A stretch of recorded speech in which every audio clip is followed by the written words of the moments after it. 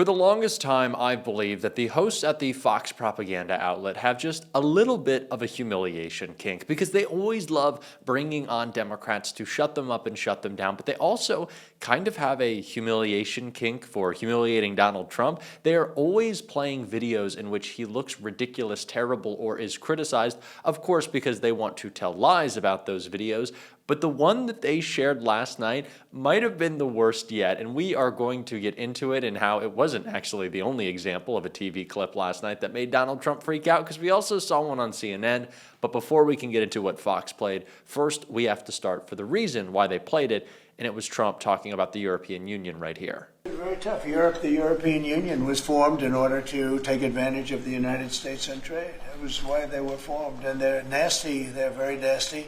We have a good relationship. I'm dealing with Ursula right now and the group, but it's a very tough situation. They have been unbelievably bad to us. If you look at past precedents, they've treated them very badly. They're being very nice to me because I get it. I know the system, and we have the cards. We have the cards far more than they do, and they have not treated us well, and they're coming to us right now. You know, I said I was going to put on a 50% tariff. As soon as I said that, I put it out on Truth. As soon as I said that, they came to the table. They didn't want to come to the table. My people were telling me, Scott was telling me, and the whole group was telling me that not a good situation. They want to tap it down the line. They don't want to really deal. So I said, we're going to put a 50% tariff on you. And Howard, as you know, was very much involved, Lutnick, Commerce. And he said, they don't want to talk. As soon as I put that on, I was getting calls from them like, can we meet tomorrow?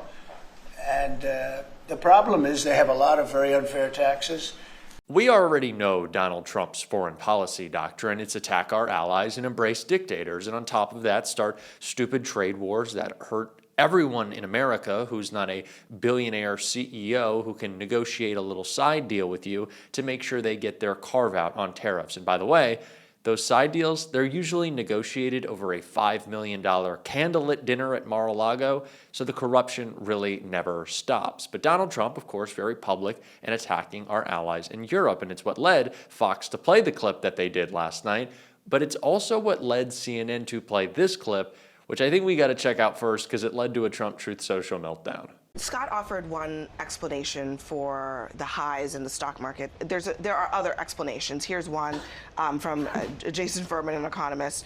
The macroeconomy is doing decently. He said, especially when it comes to tariffs, the market is now more confident that Trump will back off if necessary, he added. In April, I think the fear was that he would just plow ahead no matter what. Now there is a sense that there are realities that he won't try to blow past. Exactly. It's hard to argue, Scott, that that's not accurate when just this week, today, they're saying, oh, that 90-day deadline, we're just going to push it back out another 90 days. So the market's basically saying, oh, okay, they're just going to push it back. It's a game. Well, whatever it takes to say Donald Trump is wrong, I guess that's what people will do. Well, no, even today. But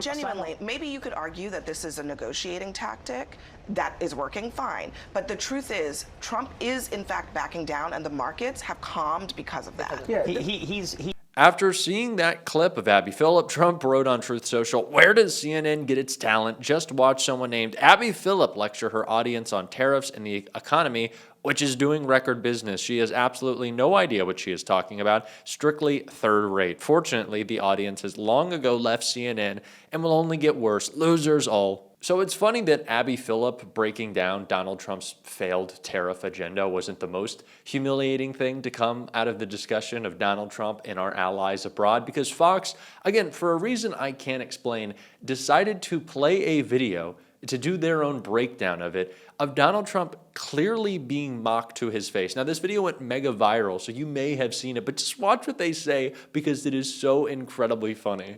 Thank you all very much. Thank you very much. Wonderful. Actually, Okay, Charlie, is she mocking him or not? It kind of looks like it. I mean, I'm not an expert on royal behavior, so. Well, she's clearly making fun of his mouth. She went, doing the Trump lip thing. And by the way, the White House nor the Netherlands royals will comment on this, but she better be careful. You know, she could get a personalized bunker buster from Daddy Trump if she's not really careful. I mean, she's going to go from Queen Maxima to Queen Minima if she's not standing on protocol in the future. This is a bad look for a royal or anybody, really. Yeah, or anybody. Yeah, you know, I think it's really interesting. I'm pretty sure that I don't get the point of this segment. What is the point of this segment? Did Donald Trump get humiliated to his face? Do world leaders hate him? And the answer is just yes. They weren't like, no, this is the libs overblowing it. This is taken out of context. They're like, yeah, I think so. It's like, what does that do for the Fox audience? I guess they want them to be mad that Trump is being made fun of and world leaders don't like him, because what is that going to be, Joe Biden's fault? I don't know, but this is just kind of hilarious to me. It's like what we've seen over the past couple of days in Fox reacting to the win of Zoran Mamdani and lining out all of his policies, saying he wants to make sure that transportation is accessible and fast. Ooh, he wants to make sure that people are housed and fed. What a bad guy. It's like they just kind of do it to themselves. They're not very great at communicating. But someone who we spoke to yesterday, and I wanted to play a clip from him last night as well, because it is so important, was Jamie Raskin, who was talking about all the legal news that continues to unfold. And I want to take a look right here. I'm with Justice Sidemore. I'm with Justice Jackson. I'm outraged by this. But having said all that, the people are tough and the Constitution is tough, and the people and the Constitution are going to stick together on this. We've beaten them in 4 district courts across the land. If we've got to beat them in 94 district courts, we will do that. If we got to beat them in every appeals court in the country, then we will do that, because people are standing up in every city and town to defend the basic elements of our constitutional system. And one of them is that if you're born in America, you're a citizen here. Which it should be, and they will rule. I mean, I think everybody expects they will consider that the merits of that in the next term. To your point, I just wanted to read this quote about what Sotomayor gave that I think you were referencing in part. She said in her in her dissent, the gamesmanship in this request is apparent, and the government makes no attempt to hide it. Yet shamefully, this court plays along. Let me ask you, because you've referenced this about the strength, and I started the show talking about this too, the strength of the country, the strength of the people. You have state attorneys general who are out there. I just talked to 2 of them who are ready to fight this. You have the potential for class action cases. What happens here next? What would you like to see happen here next with the resources that are possible? There are limitations in Congress. You're still in the minority. Yeah. Well, there was a kind of carve-out or a limited carve-out to this very constricting judgment for state attorneys general. And the majority had to acknowledge that a state attorney general acting in parens patriae for the people has got to represent everybody in order to have complete relief, as they put it, in that case. So we got to take the state attorney generals seriously. If I were a Republican attorney general, I'd be very nervous right now, because everybody in those states is going to be looking to them. And if they don't act, then every AG position in America should be up for grabs for people who are willing to stand up for the Constitution against a gangster state president who thinks he can do whatever he wants, even in direct violation of the text of the Constitution. Where are all the textualists now? Where are all the originalists now? They are making this up. Where did this doctrine come from that you can abolish birthright citizenship? Did the stork bring it? And so Justice Jackson did a magnificent job in her dissenting opinion, where she said, let's center what the constitutional violation is.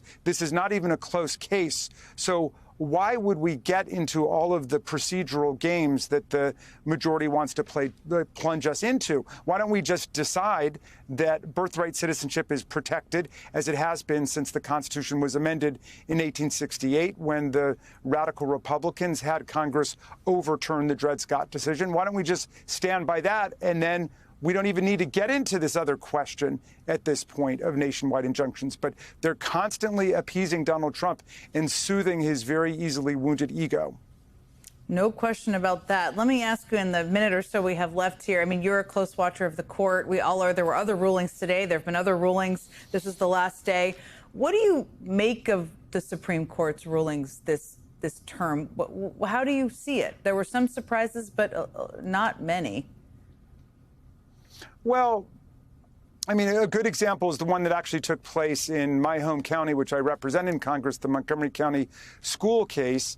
There had been a policy in Montgomery County that your family or your kids could opt out of certain kinds of lessons. That policy was changed, whether wisely or not. But in any event, then some parents went to court to say that they had a constitutional right to opt out. And of course, because of the particular political dynamics of the case, the MAGA element on the court rushed to embrace it without considering what the real implications of that are.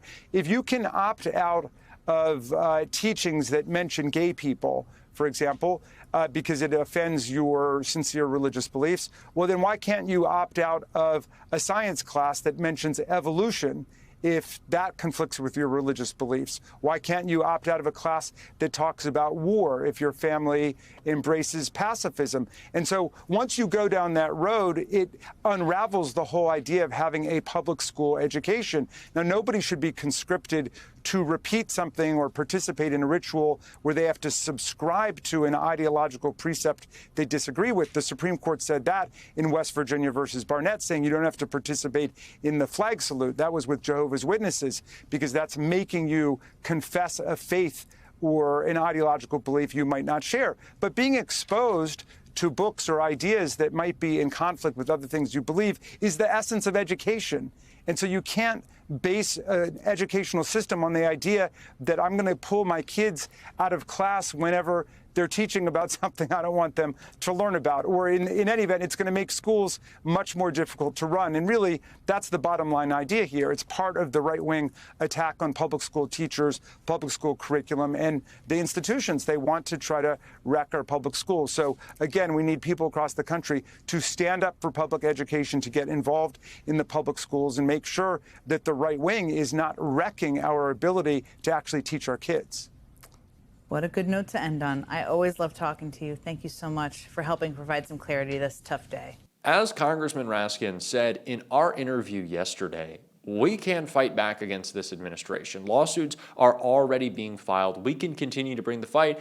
And like Jamie said, we continue to win these lawsuits. Of course, Carolyn Levitt complains that Trump is the most injuncted president in history, and maybe that's because he keeps breaking the law so much, and it has nothing to do with the liberal judges, which some of those liberal judges were actually appointed by Bush or Reagan or Trump himself, so I don't know what they're talking about there. But this is an opportunity we actually can fight. We need to take it on. I'm certainly going to be talking about ways to do so and talking with people who are doing so on this show. And if you want to support that, as always, you can hit that subscribe button. You can leave a like on this video. And if you stuck around to the end, you can drop a blue heart in the comments. And until next time, I'll see you soon.